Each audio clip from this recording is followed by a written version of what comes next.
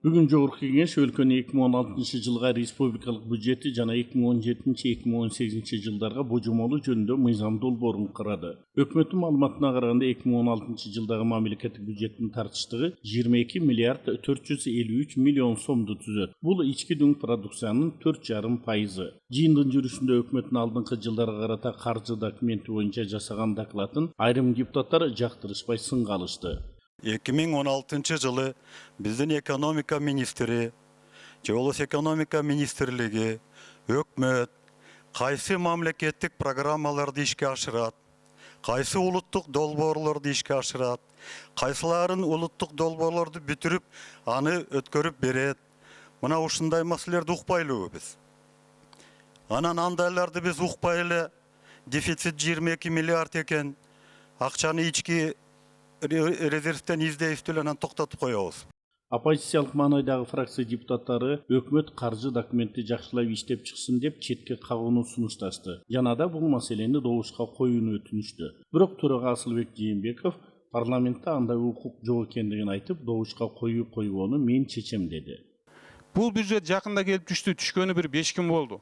Келе жакшылап иштеп чыгайык. Өкмөткө биздин сунушубуз, конкреттүү сунушубуз, урматтуу депутаттар. Келгиле дефицитти 10 миллиардка кыскартсын, кайра бизге бюджетти алып келсин деп туруп тапшырма берейик. Мен кече айттым эле. Мына Моорекини аз моожеде 120 депутаттын бирөө 15-20 окуса окуду, калганы карап эле чыкты да. Эч ким түшүнбөйт бул жерде. Эмне бюджетти кабыл алып атабыз. Мына Моорекинин баарында. 3 күндүн ичинде ушуну окуп чыгып көрсүн, любой специалист муну окуп бүтө албайт да. Ошон үчүн сунушту конкретно добушка койсок. Азыр мен чечем, коем же кое коем азыр. Туттуңуз? Мен билем деп калган төрагалар эле кетип калчу эле, абайласаңызчы. Сиз билбейсиз, анткени регламент боюнча биз ар бир депутат сунуш бергенге мүмкүнчүлүгүбүз бар.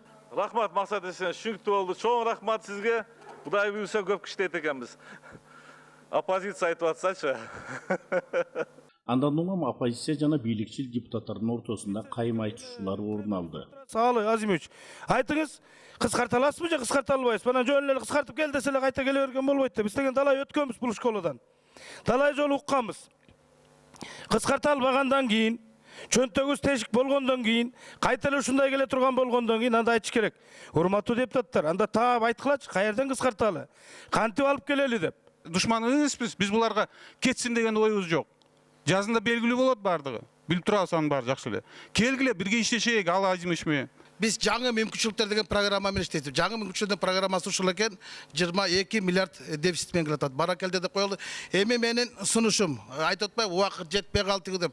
Максат Эсенович, жардамчылардан отказ бербеш керек болчу. Мына жардамчылар жетишпей атам дейсиз. Мына ушундай да керек болот болчу. Ушундай да жардамга келет болчу. Ошентип жыйынтыгында парламент депутаттары өлкөнүн 2016 жылга республикалык бюджети жана 2017-2018 жылдарга божомолу жөнүндө мыйзамдын долбоорун биринчи окууда добуш берүүгө жөнөтүштү.